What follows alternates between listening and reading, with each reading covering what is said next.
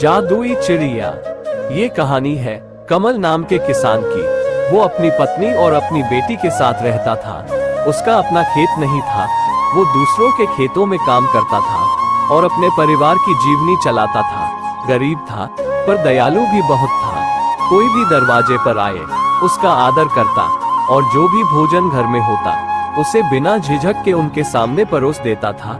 एक दिन की बात है, बाहर बहुत बारिश हो रही थी। एकदम तूफानी हवा चल रही थी। कमल अपनी पत्नी से बोलता है, जानकी, अब मैं क्या बताऊं, बाहर इतनी बारिश हो रही है और तूफानी हवा भी चल रही है।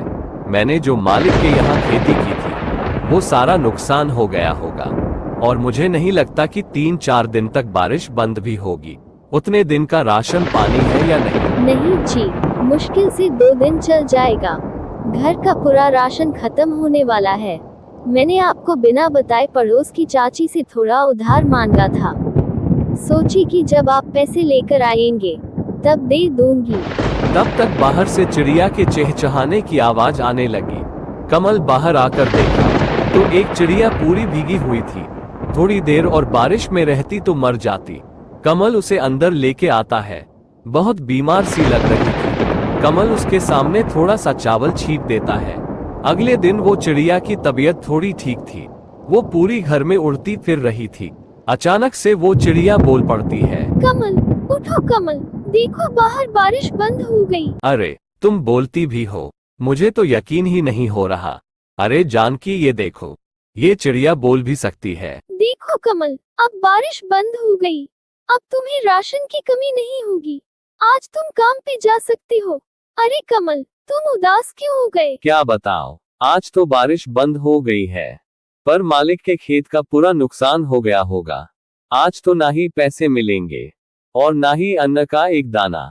20 साल हो गए पर ना ही मैं एक घर ले सका और ना ही खेत जिसमें मैं अपनी मर्जी से खेती कर सकूं। थक गया हूँ सबकी गुलामी करते करते। कभी कभी तो मर जाने का मन करता है पर फिर जानकी और बिटिया का चेहरा सामने आ जाता है। अगर मैं भी नहीं रहा तो इनका क्या होगा? मेरे सिवा इनका और है भी कौन? तुम चिंता मत करो कमल, हिम्मत रखो, सब ठीक हो जाएगा। तुम बहुत अच्छे इंसान हो।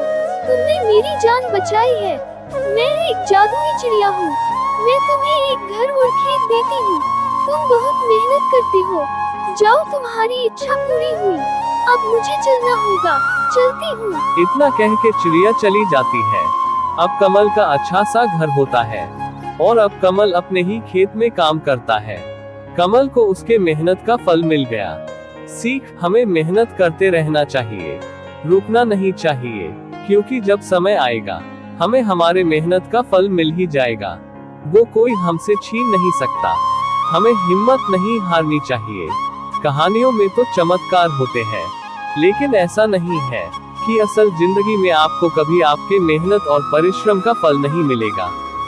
हौसला रखिए और अपना कर्म करते रहिए। गरीब मछुआरा और जलपरी। ये कहानी है एक गरीब मछुआरे की। वो बहुत गरीब रहता है। उसकी पत्नी उसकी गरीबी से बहुत परेशान रहती और हमेशा उसे कोसती रहती। उसकी पत्नी बहुत लालची रहती है। उसे अपने पति के आमदनी से संतुष्टि नहीं होती थी। एक दिन मछुआरा मछली पकड़ने जाता है तो उसके जाल में एक जलपरी फंस जाती है। वो उसे छोड़ देता है। तब जलपरी अपने असली स्वरूप में आती है और बोलती है, हे मनुष्य, तुमने मुझे अपने जाल से मुक्त किया है। मैं एक जलपरी हूँ। बोलो, तुम्हें क्या चाहिए? मैं तुम्हारी इच्छा पूरी कर सकती हूँ। नहीं देवी, मैं जो भी करना चाहता हूँ अपने मेहनत से करना चाहता हूँ। बस अपना आशीर्वाद दीजिए। इतना कह के मछुआरा घर चला जाता है और अपनी पत्नी को सारी बात बताता है। तब उसकी पत्नी बोलती है, हे भगवान, हाय रे मेरी फूटी किस्मत, कितना मूर्ख पति मिला है। अरे तुम पगला गए हो का? जब तुमसे वो सामने से बोल रही थी तो क्या जरूरत थी महान बनने की? क्या पता वो सच में हमारी इच्छा पूरी कर सके। आप अभी जाइए और उससे एक बढ़िया सा घर मांगिए। बिना मांगे घर लौट के मत आइएगा। इतना सुनने के बाद मछुआरा जलपरी के पास वापस जाता है और बोलता है, देखो, मेरी पत्नी ने मुझे भेजा है। उसकी इच्छा है कि वो एक बढ़िया से घर में रहे। ठीक है, जाओ, तुम्हें तुम्हारा घर मिल गया। मछुआरा जाता है तो उसकी पत्नी बहुत खुश होती है।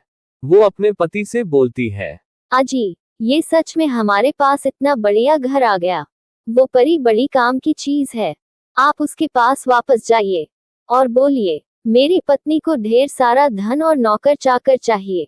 मछुआरा जाता है और फिर परी से बोलता है कि उसको ढेर सारा धन और नौकर चाकर चाहिए। परी इस बार भी दे देती है, पर मछुआरे की पत्नी अब भी संतुष्ट नहीं थी।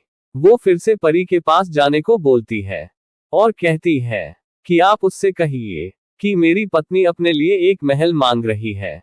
मछुआरा अपनी पत्नी के हट के आगे हार जाता है और परी के पास फिर जाता है और बोलता है कि मेरी पत्नी एक महल मांग रही है।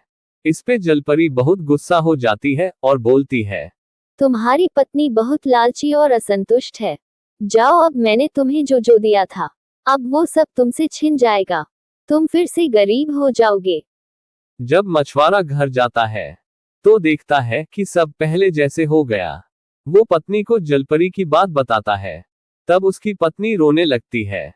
सीख, लालच बुरी बला है। इसका उदाहरण आपको इस कहानी से मिल ही गया होगा। ईश्वर ने हमें जो भी दिया है उसी में संतुष्ट रहना चाहिए तथा मेहनत से कर्म करते रहना चाहिए। जो किस्मत में होगा वो जरूर मिल जाएगा।